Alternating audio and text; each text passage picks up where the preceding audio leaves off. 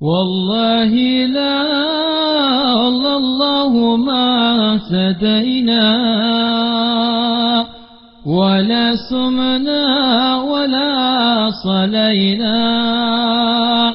والله لا الله ما اهتدينا ولا سمنا ولا صلينا. فأنزلا سكينة علينا وثبت الأقدام إن لقينا.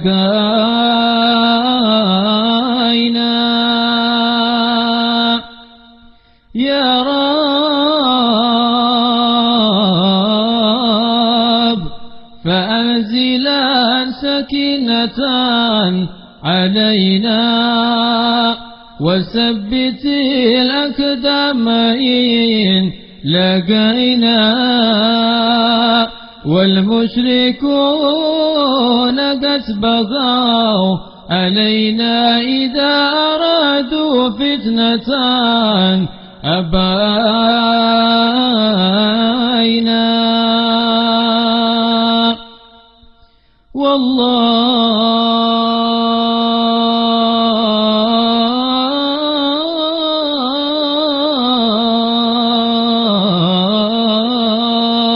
والله لا الله ما اهتدينا ولا سمعنا ولا صلينا.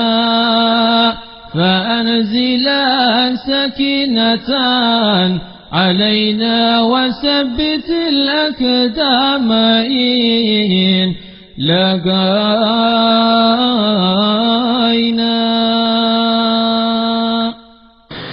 أن النبي صلى الله عليه وسلم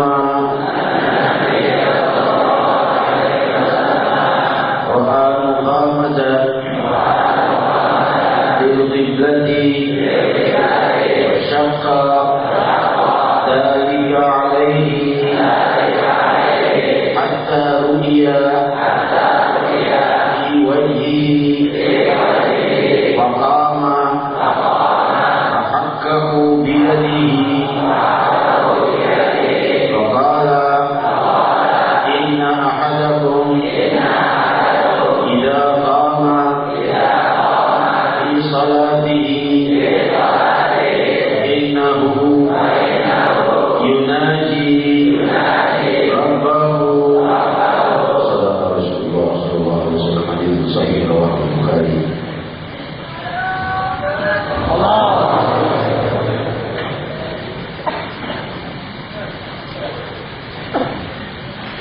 Assalamualaikum warahmatullahi wabarakatuh. Hamdan lirabbil khassalah bi Muhammadin wa anqadana min zulmatil jahli wal dayati. Alhamdulillahilladzi hadana bi'abdihi al-mukhtar man da'ana ilayhi bil idni wa qad nadana labbaika يا من دلنا وحدنا. صلى الله وسلم وبارك عليه وعلى آله. الحمد لله الذي جمعنا لقاء وجيه حضرة الله سبحانه وتعالى yang maha memuliakan kita dalam kehidupan dunia yang menjenjang kehidupan yang abadi. Maha suci Allah, tunggal dengan kesempurnaannya, maha penguasa sepanjang waktu dan zaman. Sebelum alam tercipta, setelah waktu dan zaman tercipta, dan setelah waktu dan zaman berakhir dengan kehidupan yang kekal dan abadi. Beruntung jiwa yang mengingat Allah, maha lembut, maha memberi seluruh anugerah kepada hamba-hambanya yang tidak bisa diberikan hamba satu sama lain. Panca indera, lautan, daratan, hewan dan tumbuhan dan seluruh sel tubuhnya yang tidak dia ciptakan sendiri, muncul dengan keajaiban rahmat Allah Jalla wa'ala. Dan setelah itu Maharaja alam semesta mengutus para Nabi dan Rasul untuk menuntun hamba-hambanya selalu berada dalam keluhuran, meninggalkan kehinaan, meninggalkan perbuatan zalim dan kejahatan, untuk selalu berada di dalam kebaikan, di dalam dirinya, di dalam ucapannya, dalam semua panca inderanya, dalam rumah tangganya dan dalam masyarakat. Tuntunan sempurna para Nabi dan Rasul yang berakhir dengan tuntunan Nabi mulia Sayyidina Muhammad sallallahu alaihi wasallam mubarak alaih. Maha suci Allah yang mengundang jiwa hamba-hambanya untuk mendekat dengan ayat-ayat ilahi. Di antara seruan Allah mengingatkan bagaimana hamba-hambanya yang barangkali menyinggung perasaan Allah di dalam lintasan pemikiran atau ucapan mereka. Saya berfirman, "Man-insan bila qadara rabbuhu fa'akramahu wa na'amahu fayaqulu rabbi ya'laman wa ma idza mattalahu faqadara 'alaihi rizqahu fayaqulu rabbi ahanan." Manusia itu kata Allah, kalau aku melimpahkan padanya keluasan, rizki dan kemuliaan, maka ia berkata, aku dimuliakan Allah. Maksudnya Allah itu baik karena memberinya keluasan dan kenikmatan. Wa amma idza mabtalahu faqadara 'alaihi rizqahu fayaqulu rabbi ahanan.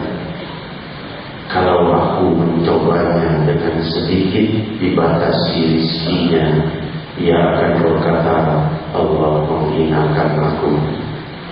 Ia mencela Allah ketika Allah memberinya cobaan dengan kesempitan rizki.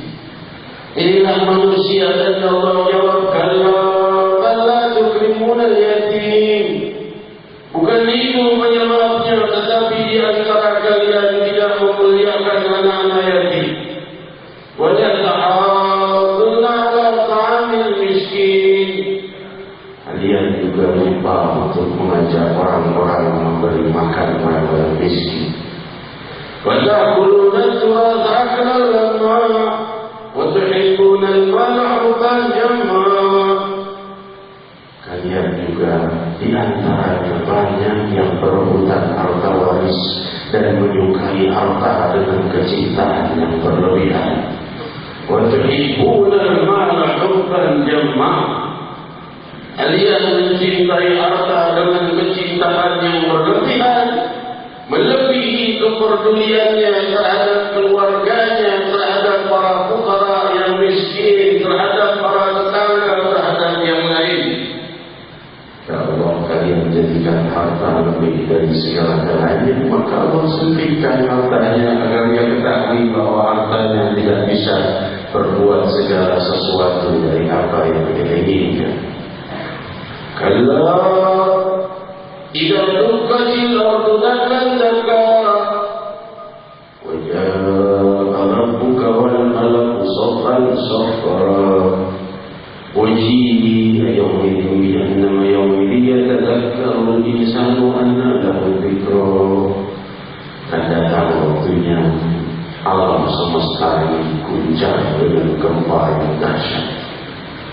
Di saat itu berakhirlah seluruh kehidupan, di saat itu berakhirlah semua harta dan keluasan dalam hal-hal yang bersifat duniawi, dan selesailah seluruh hubungan keluarga dan kasih sayang.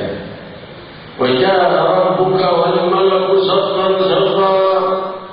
Saat itu Allah SWT menghadap seluruh hambanya dan para malaikat berbaris-baris menyaksikan apa-apa yang diperbuat keturunan dan ujian di jahannam.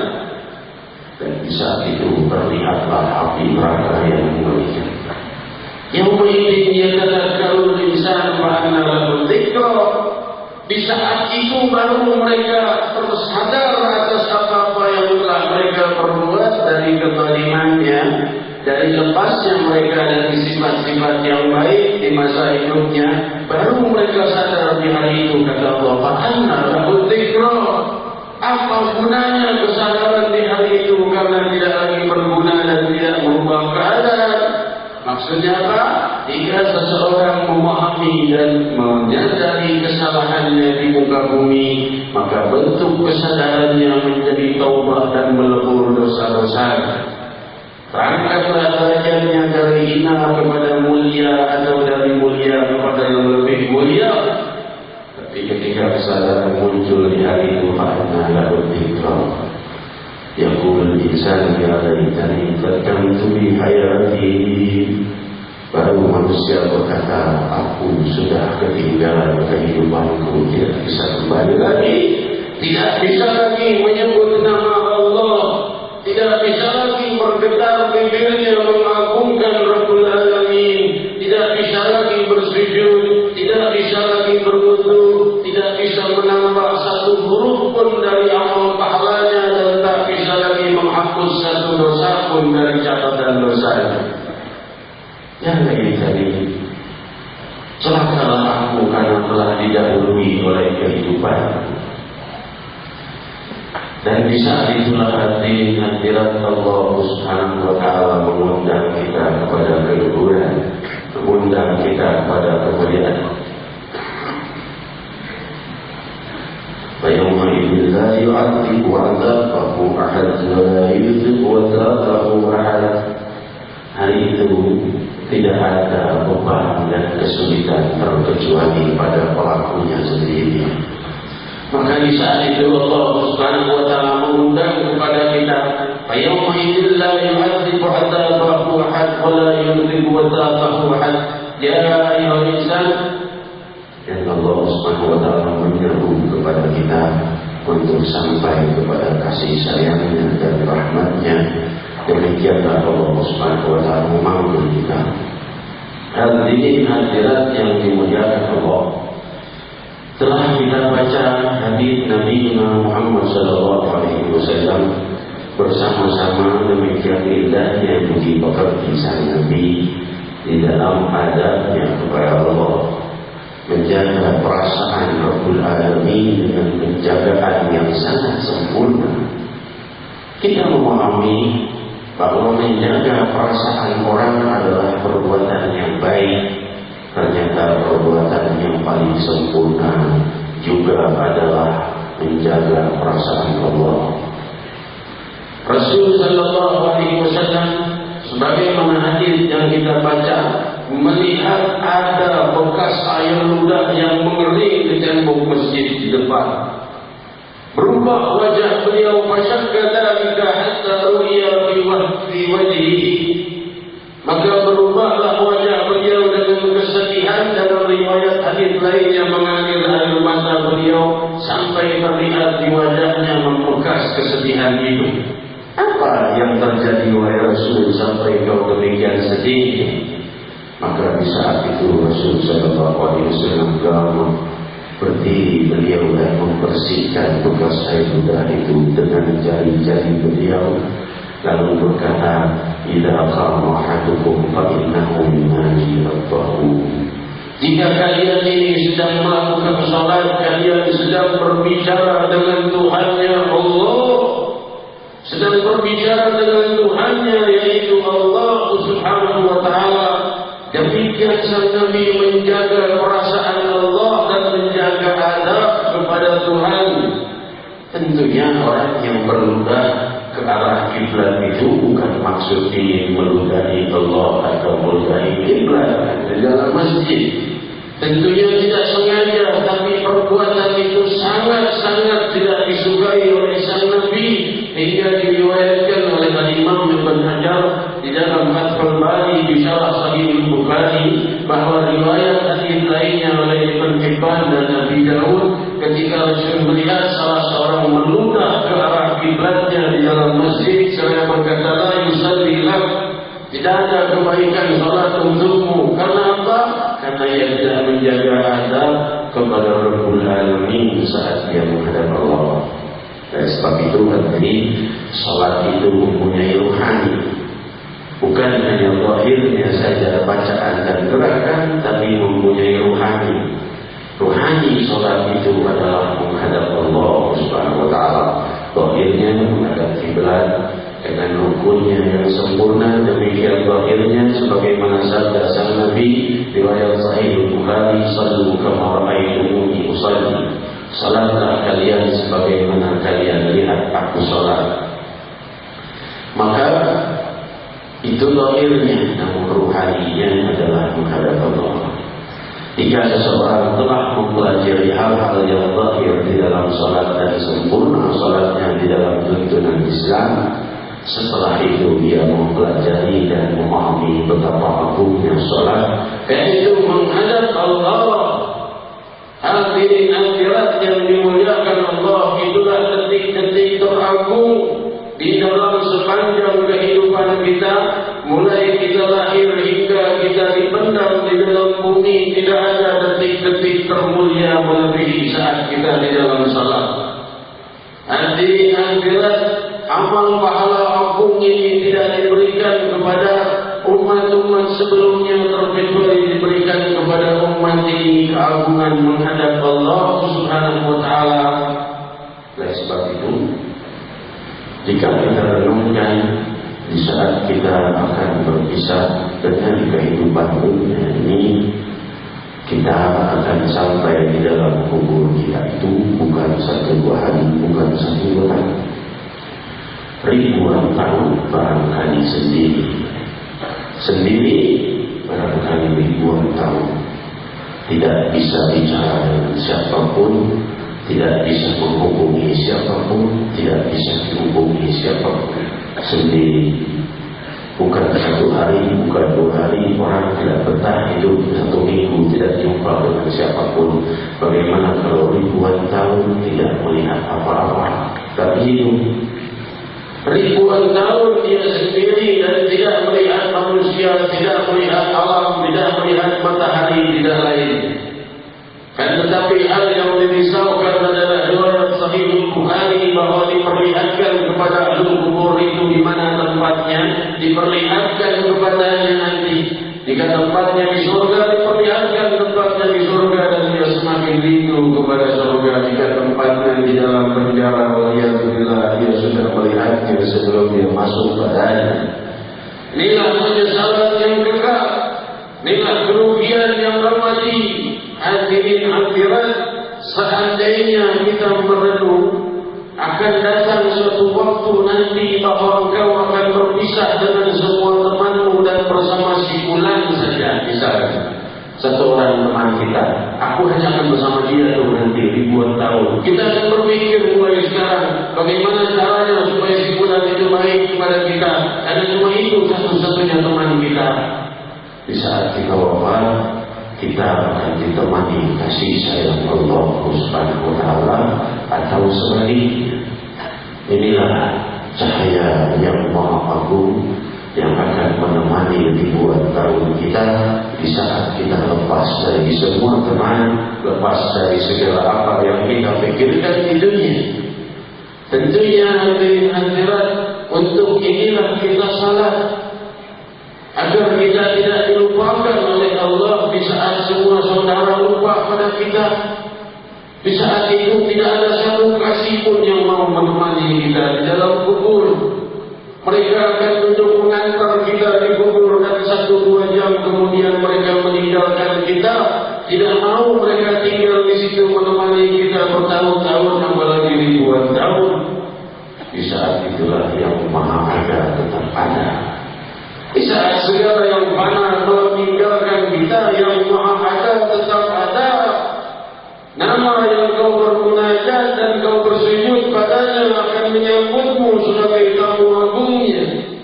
Dan di saat itulah Allah, sebagaimana diriwayatkan dalam Sahih Bukhari, Rasul sallallahu alaihi wasallam bersabda di dalam salah satu khutbahnya, dia berkata, demikian banyak hal-hal yang belum kulihat sebelumnya, sekarang kulihat saat ini di maqami hadza, di dalam tempatku ini, hadat nar wal jannah. sampai surga dan neraka pun aku melihatnya saat ini, kata sang Nabi.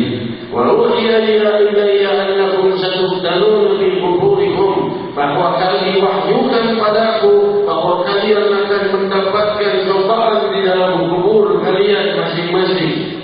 Cobaan apa? Ialah seseorang itu wafat terkecuali didatangi oleh malaikat dan bertanya, ma ilmuka fi hadzal rajul. Para malaikat itu bertanya, apa pengetahuanmu terhadap Nabi Muhammad sallallahu alaihi wasallam? Ini pertanyaan dalam kubur kan banyak versi, tapi versi yang paling sahih, pertanyaan pertama adalah bagaimana pendapatmu dan pengetahuanmu terhadap Nabi Muhammad. Di versi yang paling sahih lebih dari 7 kali diriwayatkan dalam Sahih Bukhari dan Sahih Muslim. Hadirin hadirat yang dimuliakan Allah, beruntung orang-orang yang mencintai Nabi Muhammad sallallahu alaihi wasallam.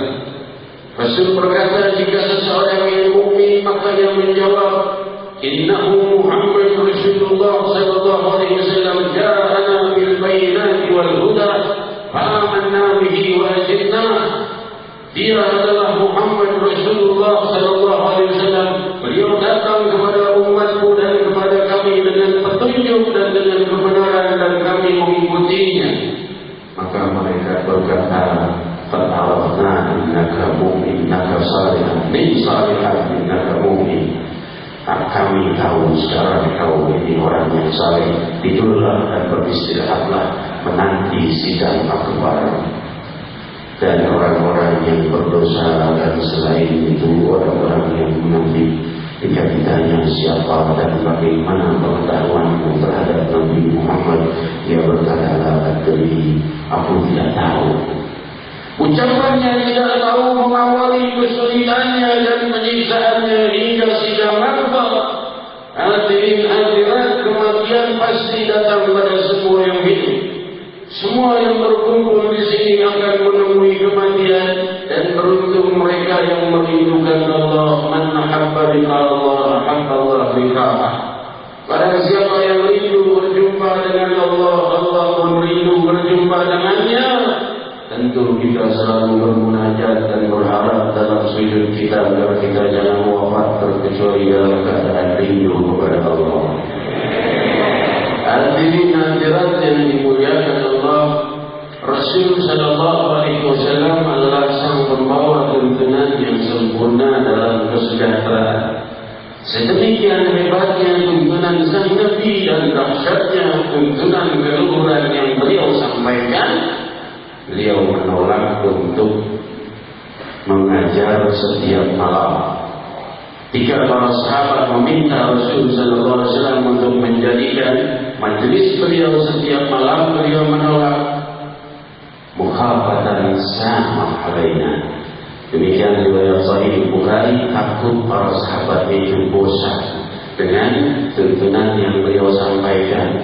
Sampai sedemikian hebatnya orang yang paling sempurna akhlaknya, yang dengan melihat wajahnya tenang hati para sahabat karena wajah yang paling sejuk dan paling ramah, beliau masih tidak mau menyampaikan terlalu sering karena takut nanti mereka akan bosan betapa indahnya tuntunan Nabi Muhammad SAW. Para hadirin hadirat yang dimuliakan Allah, dan beliau sallallahu alaihi wasallam mengajarkan banyak dari perbuatan-perbuatan yang sempurna di dalam menatap para sahabat dan kaum muslimin. Diriwayatkan dalam Sahih Bukhari, Rasul sallallahu alaihi wasallam bagi-bagi hadiah kepada orang-orang yang banyak berbuat salah dan dosa. Maka Sayyidina Sa'ad radhiyallahu anhu berkata, ya Rasulullah, akhir rajul innahu mu'min. Ya Rasulullah, ini orang yang ini, yang itu kasih juga karena dia orang yang baik, orang beriman, orang saleh. Rasul tidak memberi, beri lagi pada orang lain yang banyak berbuat dosa. Maka Sa'ad berkata, ya Rasulullah, innahu mu'min. Ini orang yang kau lewati justru orang yang baik, kau salah beri. Yang diberi orang yang banyak menyimpang, justru yang diberi, yang tidak diberi orang yang banyak berbuat baik. Maka Rasulullah SAW bersabda, ya Sa'ad, ini a'taitu rajul ahab ilayya minhu khasyatan an yakubba Allah fitnah. Wahai Sa'ad, aku ini memberi orang dan aku lebih mencintai orang lainnya. Aku memberi ini agar Allah tidak mencampakkannya di dalam api neraka, agar dia lebih baik lagi dalam perbuatannya. Demikian hadirin sempurnanya tuntunan Nabi Muhammad SAW. Oleh sebab itu, ketika di dalam surat Al-Abasa, Ibn Abi Maktum yang buta radhiyallahu anhu menyela ucapan sang Nabi yang sedang berbicara kepada pembesar-pembesar Quraisy. Rasul sedang menjelaskan Islam dan mengajak mereka masuk Islam. Ibn Abi Maktum yang sudah masuk Islam menyela ucapan sang Nabi dan Rasul cemberut.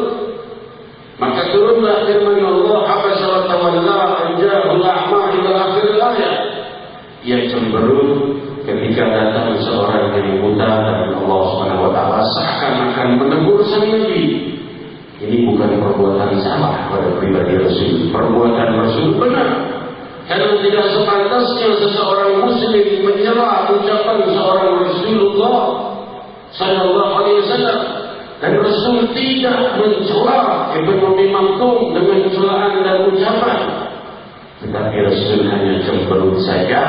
Sedangkan Rasul tahu Ibn Abi Maktum buta, tidak melihat cemberut beliau. Demikian indahnya budi pekerti sang Nabi untuk menunjukkan kepada para sahabat yang lain bahwa menyela ucapan Rasulullah adalah hal yang salah, sehingga beliau cemberut.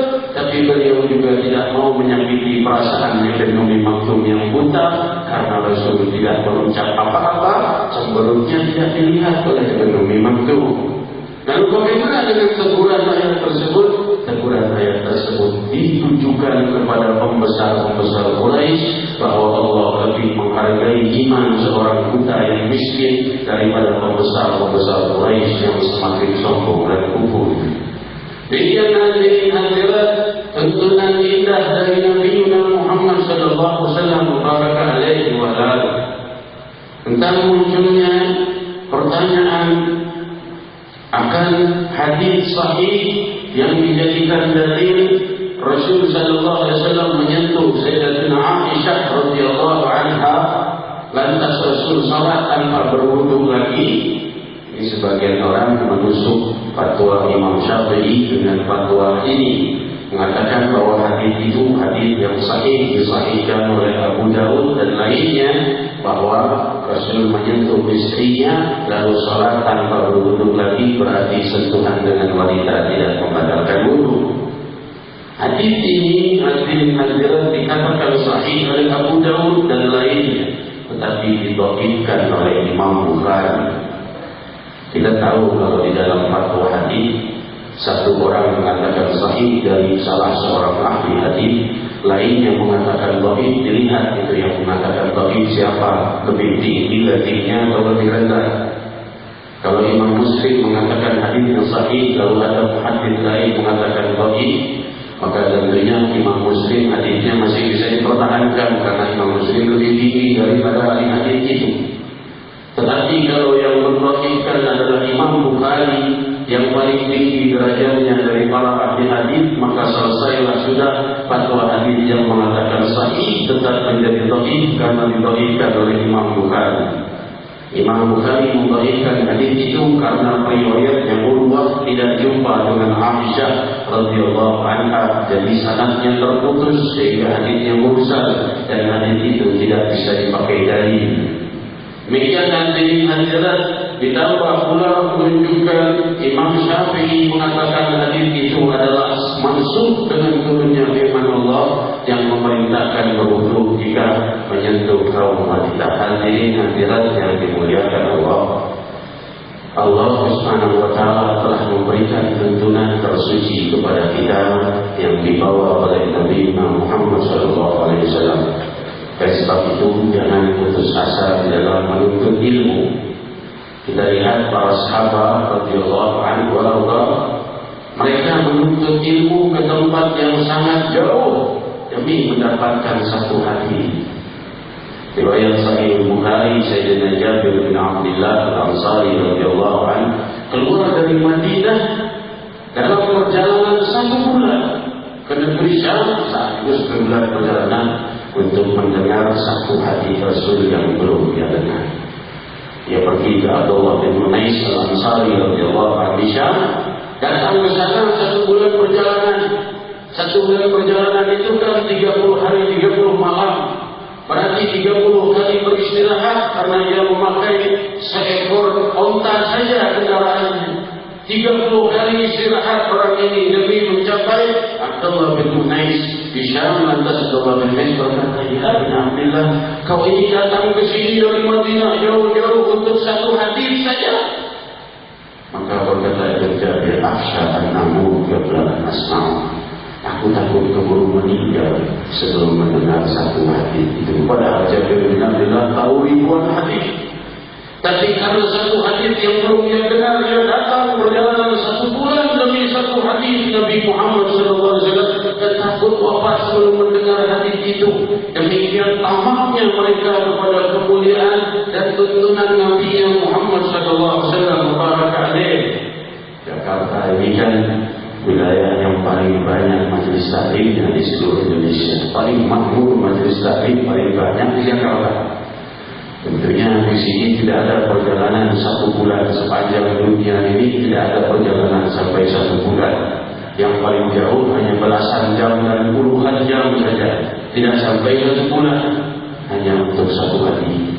Di majelis ini belasan hadis dimunculkan setiap malam Selasa, majelis lainnya dan lainnya.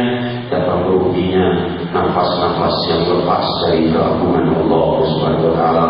Hadirin hadirat yang dimuliakan Allah. Oleh sebab itu Rasulullah SAW memberikan tuntunan berluhur kepada kita, maka perbaikilah hari-hari kita, perbaikilah siang dan malam kita, jadikan semakin hari kita semakin mulia. Dan tentunya yang perlu saya sampaikan, majelis Rasulullah SAW akan mengadakan tabligh akbar malam Minggu, ada tabligh akbar dan ziarah. Malam Senin, malam 1 Muharram ada tabligh akbar dan ziarah. Dan juga malam 1 Januari juga ada tabligh akbar dan ziarah. Ini kita terus membesarkan syiar-syiar keagungan nama Allah Subhanahu wa taala dan dakwah Nabi Muhammad SAW. Mendekati hari-hari mana muslimin meramaikan daripada acara-acara yang sebenarnya bukan acara muslimin, dengan meniup trompet dan lain sebagainya di malam 1 Januari. Padahal kalau yang non-muslim berbuat itu, ya tentunya tidak seramai kalau muslimin yang mendukungnya. Ini muslimin ikut terjun ke sana dan ikut meramaikan hal itu. Maka oleh sebab itu kita membuat tabligh akbar di malam 1 Januari untuk mengimbangi saudara-saudara kita yang berjemaah di dalam malam itu agar kembali kepada kemuliaan. Hadirin hadirat yang dimuliakan Allah, semoga hari-hari kita menjadi semakin baik, dan semoga bumi Jakarta ini semakin makmur dan semakin baik. Dan insya Allah malam 1 Januari kita akan mengadakan zikir insya Allah di sini di Masjid Jami'ah Munawwar, insya Allah dihadiri oleh Wakil Presiden Republik Indonesia. Kita berzikir malam 1 Januari di Masjid Jami'ah Munawwar insya Allah. Demikian malam 1 Muharram kita mengadakan tabligh akbar di Klender, dan setelah itu ziarah akan diumumkan kelak. Dan tanggal 12 Januari kita akan mengadakan malam Selasa di Monas bersama guru mulia Al-Habib Al-Muslim Al-Habib Umar bin Habib. Dan kita berharap hadirin akan melebihi dari 1 juta muslimin muslimat. Guru mulia kita Al-Habib Al-Muslim Al-Habib Umar bin Habib, kita bermunajat kepada Allah Subhanahu wa taala agar Allah Subhanahu wa taala membenahi jiwa kita dari segala kehinaan, membenahi perasaan kita dari segala kesalahan. Dan inilah jiwa kami, inilah perasaan kami, inilah hari-hari kami yang penuh dosa. Maka Rabbi kami menengadahkan kedua tangan kami, mengadukan keadaan kami agar Kau benahi menjadi lebih baik dan semakin baik. Dan kami mengadukan pula hari-hari kami yang penuh kesulitan dan hambatan, dan Kaulah yang maha membenahi keadaan hamba-Hambamu dari zaman ke zaman, yang di dunia dan yang telah wafat. Ya Rahman Ya Rahim, benahi keadaan kami demi keagungan nama-Mu yang maha luhur, demi kesucian nama-Mu yang maha bercahaya, demi keabadian-Mu yang maha melimpahkan kedermawanan sepanjang waktu dan zaman. Tapi pastikan seluruh nama kami yang hadir tidak akan pernah melihat api neraka, dan juga itu semua yang mendengar daripada acara mulia ini limpahkan pengampunan atas kami Ya Rahman Ya Rahim, dan atas ayah bunda kami, halalkan ayah bunda kami dari segala dosa mereka, hapuskan dosa-dosa mereka, dan jadikan kami semua ini tidak lagi membawa dosa selepas majlis ini, terkecuali telah Kau ampuni Ya Rahman Ya Rahim, Ya Dzal Jalali wal Ikram. Ketika kami telah diturunkan ke dalam kubur kami, Rabbi jangan Kau lupakan kami saat semua orang melupakan kami, dan jadikan akhir nafas kami adalah akhir nafas puncak kerinduan kami ke akhirat-Mu Ya Rahman Ya Rahim. Faqulu jami'an Ya Allah Ya Allah.